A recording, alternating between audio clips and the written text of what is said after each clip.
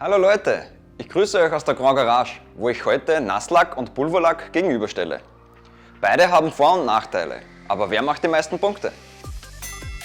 Ein ganz wichtiger Punkt ist die Umweltverträglichkeit. Nasslacke enthalten Lösemittel, die in Pulverlacken nicht vorhanden sind. Lösemittel kosten, verdunsten und sind gesundheitlich bedenklich. Deswegen geht dieser Punkt ganz klar an Pulverlacke. Um mit Pulverlacken beschichten zu können, muss das Bauteil elektrisch leitfähig oder temperaturbeständig bis 200 Grad sein. Nasslacke könnt ihr beinahe überall auftragen. 1:1. Mit entsprechenden Anlagen habt ihr bei Pulverlacken die Möglichkeit, bis zu 100% vom Material rückzugewinnen. Bei Nasslacken spült man leider sehr viel in die Umgebung. Bei einem Fahrradrahmen zum Beispiel wird sehr viel Nasslack verschwendet. Deshalb geht dieser Punkt definitiv an den Pulverlack. Pulverlacke sind nach dem Abkühlen direkt gebrauchsfertig, da sie keine Trockenzeit benötigen. Das spart Zeit. Der Energieaufwand beim Trocknen von Nasslacken ist aber ungleich geringer als das Aufheizen von Pulverlacken. Das spart wiederum Geld. Punkt für beide. Der Verlauf vom Nasslack ist viel schöner als beim Pulverlack. Manchmal will man zwar eine Struktur, aber die Oberflächenglätte vom Nasslack ist mit Pulver leider nie zu erreichen.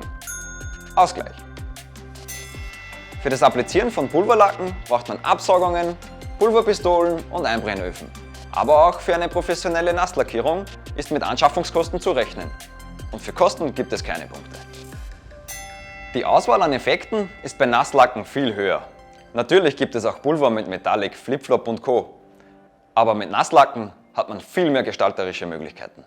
3:4. Die häufigste Frage, die ich gestellt bekomme, bezieht sich auf die mechanischen Eigenschaften. Bei Kratz- und Schlagfestigkeit, Beformungsbeständigkeit und Plastizität liegt der Pulverlack deutlich im Vorteil. Somit sind Steinschläge bei pulverbeschichteten Felgen viel weniger wahrscheinlich. 4:4. Diese guten mechanischen Eigenschaften sind natürlich auch ein Vorteil beim Transport der Bauteile. Aber auch der bessere Korrosionsschutz durch höhere Schichtstärken ist ein Pluspunkt für den Pulverlack.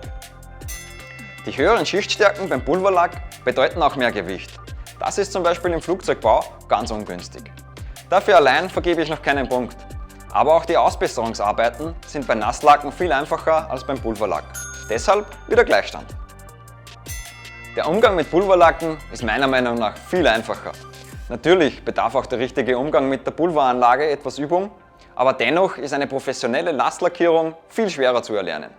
Außerdem ist mit Pulverlack eine einfache Automation in Großanlagen möglich. 6:5 für den Pulverlack. Sowohl Pulverlack als auch Nasslack hat seine Vorteile. Deswegen verwende ich auch beide.